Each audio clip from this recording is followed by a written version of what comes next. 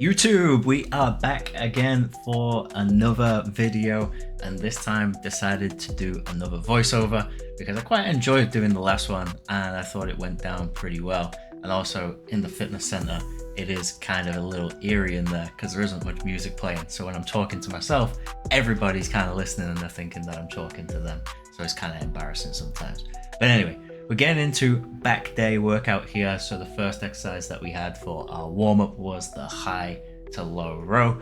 And so there's been a lot of contention in terms of, is this the best way to perform this exercise? Should you grip a D handle? Should you use a cuff? Should you make it more of a pullover? And I think the answer is all of those are good options to use. And today decided to use the D handle to get the back warm and ready for our main pull downs for the session.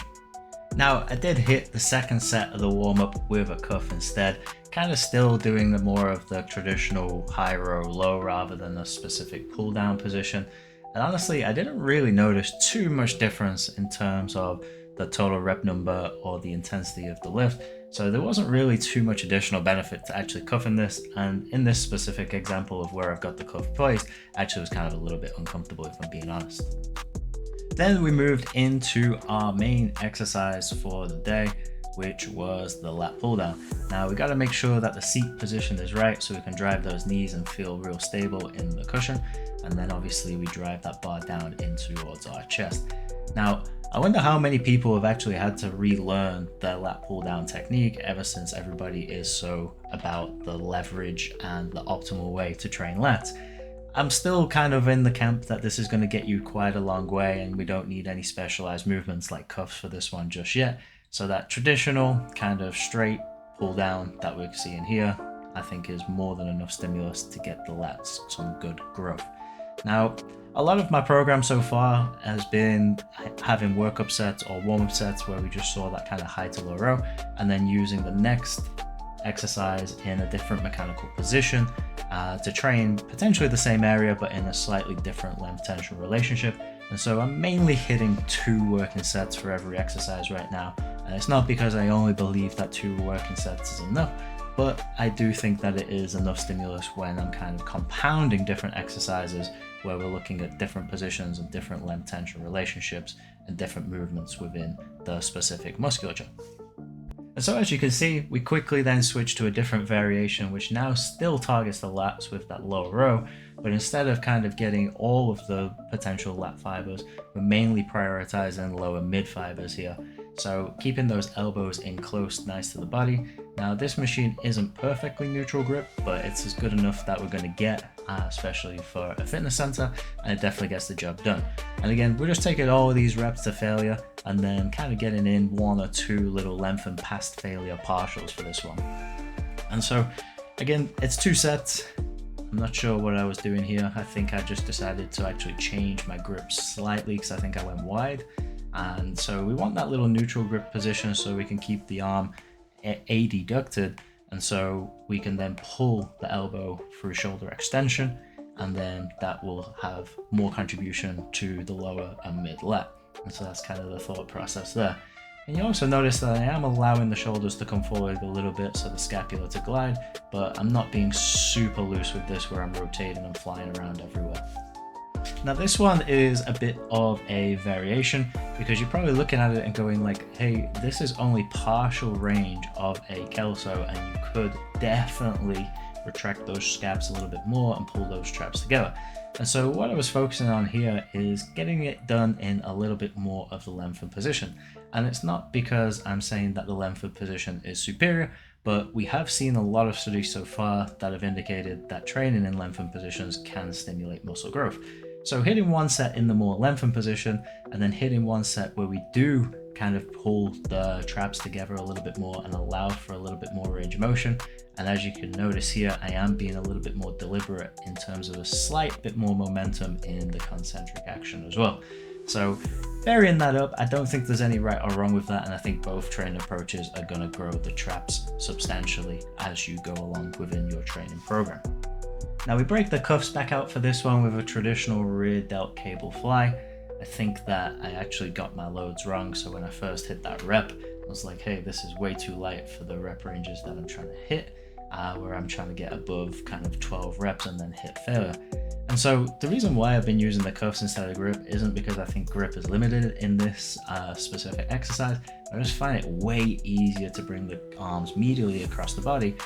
And this means that the D handles that we would traditionally use don't kind of hit each other and get in the way and hit the cables and stuff. So it actually makes this feel a lot more of a smoother exercise profile, a smoother resistance profile. And we could potentially take advantage of some of the cuff work by placing the cuff further up our arm if we wanted to decrease the moment arm of the specific lift and therefore lift more weight. And so sticking with the theme, we hit 2 sets here, again taking it to failure. And because this is an accessory exercise, I'm generally going in the higher repetition ranges rather than the lower repetition ranges. And what I am going to be doing as time goes on is cycling these exercises so that actually we get different exposures of different loads and intensities with different rep ranges. So that means that this actually will be more of a primary exercise in a couple of weeks, where I'll decrease the volume and increase the intensity. And say, for example, with the lat pull down, which was our first exercise today, we'll use that as an accessory where we'll do higher repetition volume and slightly lower intensities. Now, I originally didn't have this in my program for today, but I decided to hit it anyway because I haven't hit a good dumbbell incline chest supported row in a pretty long time. So I just wanted to see how it felt, and honestly, I really liked the kind of pump feeling that I got, and I know that the pump isn't the biggest factor in terms of muscle growth, but I always do feel like my back absolutely loves this exercise. So it might be one that I'm going to start throwing in from time to time, especially when I don't have access to the T-bar row. And so to round off the back, because we've had quite a lot of upper mid portion focus within the session, this is where we have to then throw in some form of back extension to get those erectors and other surrounding musculature around the hip. And so this was the best exercise that I could do in this facility because we have the Roman chair. And so we're actually doing the plate loaded variation. We could use a lot more intensity, but we went for reps here, especially with it being at the end of the session. And this has actually been a pretty staple in my training, although I typically use kettlebells because I can then attach them to the top there. So this is actually one of my first times trying to pull a plate up and do this glute ham raise type or sit-up, or should I say a sit-up machinist. Normally I'd do it in the glute ham raise machine, but we did it plate loaded here, and again we're just going to failure. Now both of these exercises I did do for 3 sets compared to the other exercises where we got 2 sets in, and that's just because they're targeted musculature. We didn't get as much volume in the session for those specific areas, so I added another set because I think 3 sets is more than enough to get you a good development of both your lower back and your reps. So if you've made it this far in the video, you're probably wondering what the hell is he doing calves on back day? And you would be right. But if you have been following my videos so far, you'll know that I am trying to increase my calf volume in terms of exposures within my training week. And so I have to do these sets on the first day of the week because we do have legs in terms of the 3rd day of our 3-day split. And so the primary focus here is to stay in the lengthened position. And so that means staying more dorsiflexed and then plantar flexing from the bottom position, allowing that heel to drop past the plate, and then also doing reps where the range of motion starts to kind of slow down. So we're getting into true failure within the calves. And this has been shown to get you more muscle growth than kind of doing top end or top of the range calf raises, or even sometimes full range of motion calf raises. So it's equally as good as full range of motion, if not potentially a little bit better. So that's why we're spanning these on back day.